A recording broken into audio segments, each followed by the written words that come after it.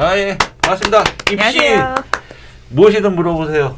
예, 진행을 맡은 입시킬러 내용입니다. 네, 국어과 고등부 강사 임혜림입니다. 야, 오늘은 또 혜림쌤하고 단 둘이서 네. 이제 또 이렇게 조촐하게 진행을 하도록 하겠습니다. 자, 오늘부터 2023학년도 의학학 계열 네, 이제 시리즈를 계속 갑니다. 본격적으로. 한 3부까지는 갈 것 같습니다. 이거 3부까지 쭉 이어서 갈 것 같고, 자, 오늘은 2023학년도 의학학 계열, 의학학 계열에서 오늘의 주제가 이겁니다. 의학학 계열 수시 정시 전형의 수능 성적은 이제 선택이 아니라 그쵸. 필수다. 그 어느 정도의 비중을 차지하게 되느냐에 대한 이야기를 해드려야 되긴 할 텐데 정말 그 어떤 계열보다 그쵸. 이 의학학 네. 계열은 수능 성적의 반영이 90% 이상이 넘는다는 거죠. 수시를 합쳤음에도 불구하고 그렇죠. 네. 그렇다면 진짜 그럼 의학학 계열 아이들은 내신도 좋아야 되고 수능도 잘 봐야 되는 거잖아요. 아우 그렇죠. 뭐 의학학 계열을 가겠다라고 마음을 먹었으면은 모든 점에서 완벽해야죠. 역시 이과 최상입니다. 근데 여기에 작년부터 22학년도부터 이제 약대가 합류를 했다. 맞아요. 1,700명 이상의 약대가 이제 합류를 한 거죠. 맞아요. 예? 맞습니다. 그 의학 계열의 의대, 치대, 한의대, 수의대다가 약대까지 이제 합류를 한 겁니다. 더 치열해졌습니다. 엄청났죠? 상위권 경쟁이. 네. 22학년도 약대 열풍. 야, 저는 그런 경쟁률을 처음 봤어요. 660대 성균관대 논술전형. 네. 저도 처음 봤습니다. 그런 경쟁률. 정시에서 그런 경쟁률이 나오는 것도 처음 봤고. 자, 오늘은 일단 이 주제에 따라서 의학학 계열 수시 정시 수능 성적은 이제 선택이 아니라 필수다라는 얘기. 그러니까 어떠한 전형이든 간에 대부분 이제 수능 성적이 다 반영이 된다. 이렇게 보시면 될 것 같고. 정시 수시에서 그런 반영 비율이 어느 정도 될까요? 예? 네. 정시와 수시와. 그렇죠. 정시와 네. 수시. 보통 이제 정시를 전체 인원을 봤을 때 인원을 잠깐 보면 전체 의대가 지금 2023학년도 모집 인원을 보면 3,015명, 치대가 630명, 한의대가 715명, 수의대가 496명, 약대가 1,743명, 총 6,599명. 근데 이게 정원 내란 말이에요. 네. 정원 외에는 또 따로 있단 말이에요. 하면 예, 하면 거의 7,000명 가까이 된다는 얘기인 거죠. 지금.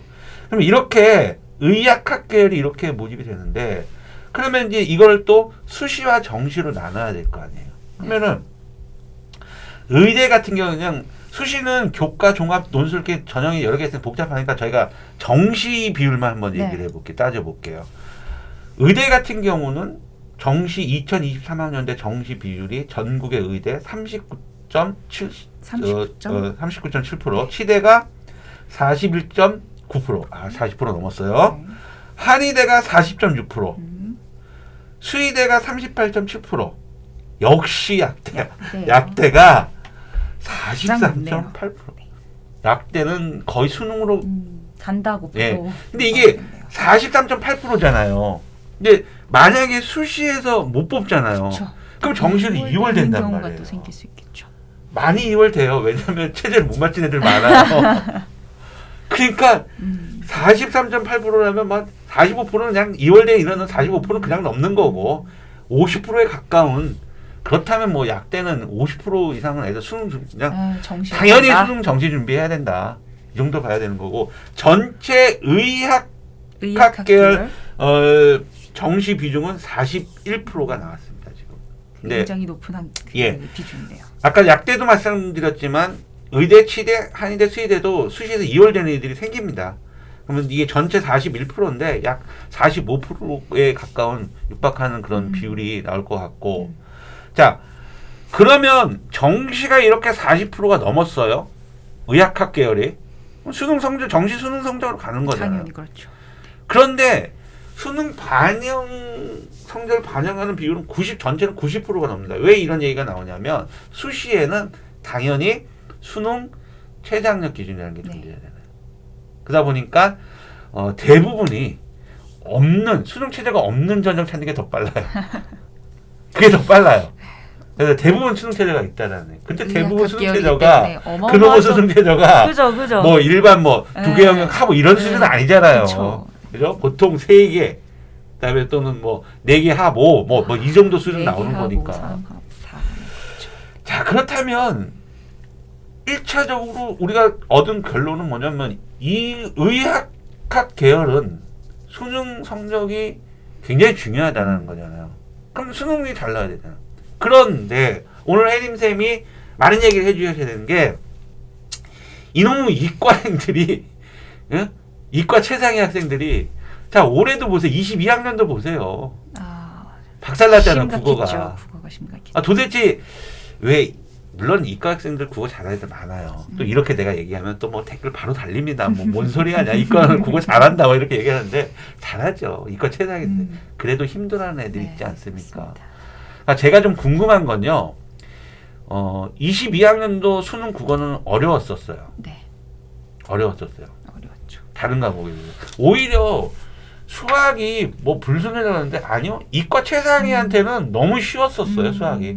중위권의 아이들이 중하위권의 아이들이 수학이 어려운 거지 이과 최상위 오히려 쉬웠었고 과탐도 그래요. 그런데 그 아이들이 국어는 정말 어려워했어요.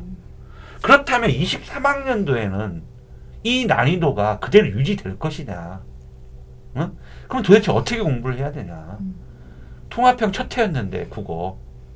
그렇죠. 먼저 이놈의 난이도 이거 계속 유지될 것 같은지 아닌데 좀 우리 혜린쌤의 좀 시원한 좀 얘기가 좀 부탁드립니다.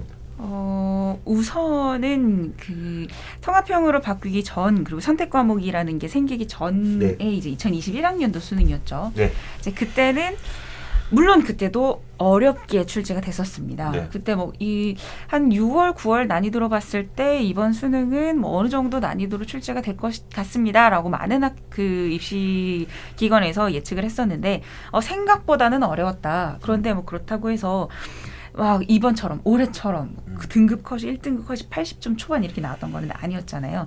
그래서 적정 수준의 어려운 수준이었다. 뭐 6월 모의고사랑 뭐 비슷한 수준이었다. 이렇게 결과가 나왔었다면 올해 같은 경우에는 2022 수능 같은 경우에는 다들 아시다시피 네. 모든 학생들의 최저를 맞춰야 되는 학생들이며 그쵸. 정시로 가야 되는 학생들의 발목을 잡았던 과목이 그것 때문에 다 망쳤어요. 국어였습니다. 최저 못 맞춰갖고. 국어였습니다.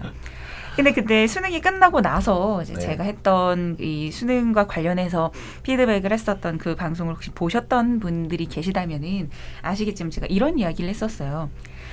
이게 난도가 사실 예전에 그 2019년 불수능으로 유명했었던 예, 예. 그 수능과 비교를 한다면 절대적인 기준을 놓고 비교를 한다면 어려웠던 시험이 아니죠. 아니었어요. 물론 어렵지만 네. 그 정도의 이 2019보다는 네, 등급 컷이 이렇게 83, 4가 나올 정도의 시험은 아니었다. 그런데 그 형식들이 좀 바뀌었고 물론 6월, 9월과 비슷한 그 유형으로 출제가 되기는 했었지만 하지만 아직까지는 학생들에게 그동안 기출문제를 풀면서 준비를 해왔던 학생들에겐 여전히 낯선 유형이었고 그리고 앞부분에 포진해 있었던 이 독서들이 굉장히 좀 난해한 문제들, 시간을 많이 잡아먹을 수밖에 없는 문제들이 한 3문제 정도가 있었기 때문에 거기서 시간 분배에 실패한 애들이 어려웠다 이렇게 이야기를 해버리는 거예요. 뒤에 있는 문학과 선택 과목은 사실 오히려 작년보다도 쉬웠다라고 말씀을 드릴 수 있거든요. 그렇다 보니까 이제는 학생들이 좀 어느 정도 오케이 평가원이 어떤 스타일인지 좀 알겠다. 학원들에서도 이야기를 할 거고요. 학교 선생님들도 이야기를 할 겁니다. 대비를 좀 어느 정도 시킬 겁니다. 그래서 저는 난이도 자체는 드라마틱하게 쉬워질 거라는 생각을 하지는 않아요. 좀 그래도 비슷한 정도. 왜냐면 지금 평가원이 감을 잡았거든요. 그렇죠.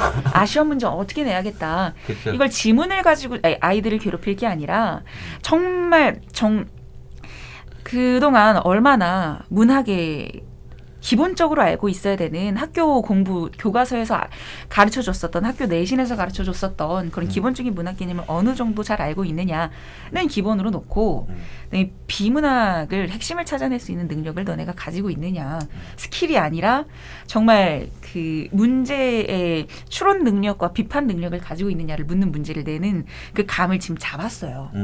지금 다들 아실 거예요. 문제 잘 냈다. 그렇죠. 어렵다. 네. 이거 아이들 괴롭힐 수 있겠다. 하지만 막 사실 2021년 수능에서는 한 문제 정도가 좀 논란이 있었기는 했는데, 네. 네, 뭐 올해 문제는 그런 문제가 국어에서는 없었죠. 없었죠. 네, 네. 올해 문제는 다 어렵지만 깔끔했습니다. 신기한 네. 게 비문학에서 지문의 길이가 줄어들었다는 얘기가 있는데. 네, 지금 길이가 긴 지문이 안 나오고 있어요. 네. 네. 그런데도 아이들이 어렵게 느꼈었던 네. 거. 그게 선택지에 대한 또 해석? 아무래도 지문이 줄어들면은 네, 맞아요. 해석하는 네, 부분이 네, 네. 없어지는 거잖아요. 예전에는 지문을 잘 읽으면 네, 거기에 맞아요. 답이 있었다며요, 대부분. 사실 이게 맞는 방향이에요. 이게 네. 맞는 방향인 게, 네. 아니 이건 우리는 지금 국어 시험을 보는데 왜 내가 이 경제, 과학, 기술의 지식을 막 알아야만 풀 수 있을 것 같은 지문이 이렇게 나오냐. 그런데 지금은 정말 말 그대로 국어 능력을 묻는 문제로 계속 나아가고 있기 때문에, 어쨌든 좀 다시 좀 돌아와서 말씀을 드리면, 문제가 그렇게 저는 쉬워질 거란 생각은 하지 않습니다. 하지만 확실한 거는 등급 컷이라고 할 수 있겠죠. 네, 좀 올라갈 것 같아요. 학생들의 수준이 그래도 좀 그죠? 올라갈 것이다. 재수생들 많이 생길 거예요. 네, 재수생들이 올해도 네. 많았지만 네. 이제 내년 수능에는 2023년 수능에도 또 많을 거라고 생각해요. 그죠. 그렇죠. 의학학 계열이 이렇게 좀 어느 정도 그 자리를 차지하고 있기 때문에, 사실 수학 같은 경우에는 네. 저희가 오늘부터 의학학 계열 위주로 이제 입시에 대한 이야기를 할 거기 때문에, 네. 의학학 계열을 우리 아이를 보내겠다, 내가 이쪽으로 가고 싶다라는 마음을 먹은 순간 그 학생은 수학을 잘하는 학생일 거예요. 그렇죠.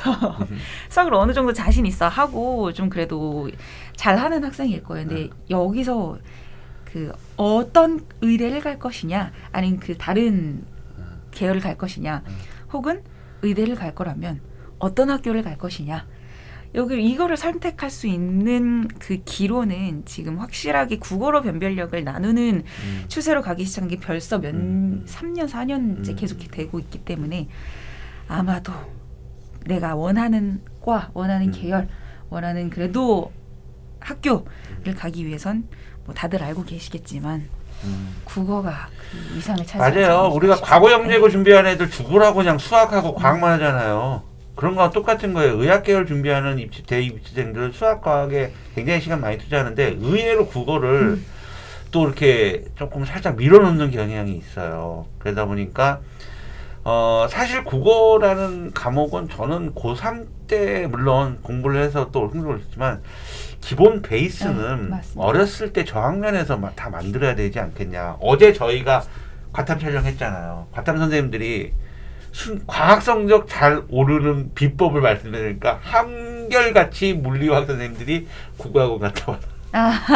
말 뜻을 모른다. 왜냐면 맞아요. 물리하고 화학은 이 문장으로 구성된 문제들이 되게 많거든요. 수학은 그냥 식과 기호를 이렇게 해갖고 딱딱 나오는데, 의외로 물리나 화학은 글이 많아요.